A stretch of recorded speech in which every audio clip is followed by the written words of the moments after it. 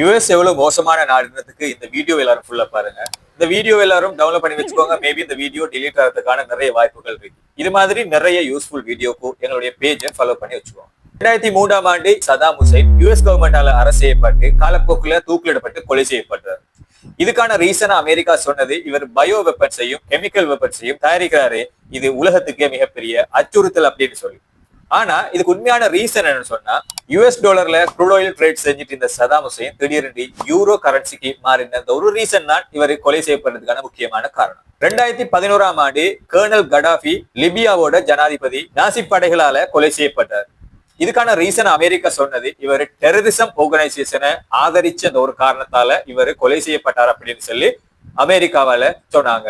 ஆனா இதுக்கு உண்மையான ரீசன் என்ன சொன்னா, இவருடைய எல்லா க்ரூட் ஆயில் பிசினஸையும் இவரு ஆப்பிரிக்கன் கரன்சில செய்யறதுக்கு ஒரு மிகப்பெரிய ஒரு புரட்சியை மேற்கொண்டாருன்ற அந்த ஒரு ரீசன் தான் இதுக்கு முக்கியமான காரணம். இப்ப ஈரான் பக்கம் வருவோம். ஈரான்ல மிகப்பெரிய ஒரு போர் நடந்துட்டு இருக்குது. அமெரிக்கா இஸ்ரேல் சேர்ந்து இந்த போரை செய்யறாங்க.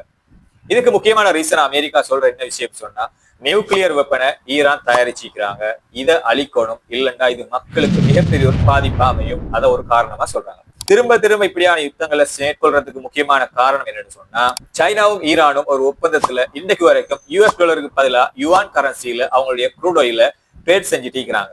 இந்த ஒரு ரீசன் தான் இதுக்கு முக்கியமான காரணம். இந்த எல்லா இன்சிடென்ட்ஸோடையும் ஒரு கொமனான விஷயம் தொடர்பு, அதுதான் யுஎஸ் டாலர்.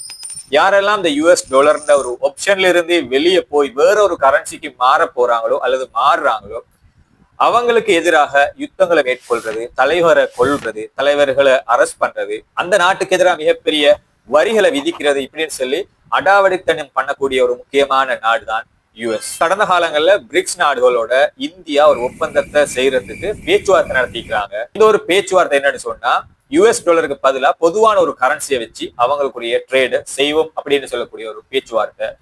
இந்த பேச்சுவார்த்தைக்காகவே அமெரிக்கா இந்தியாவுக்கு எதிராக பல்வேறு வகையான டெரிஃப்ஸ், அதாவது வரிகளை வச்சாங்க.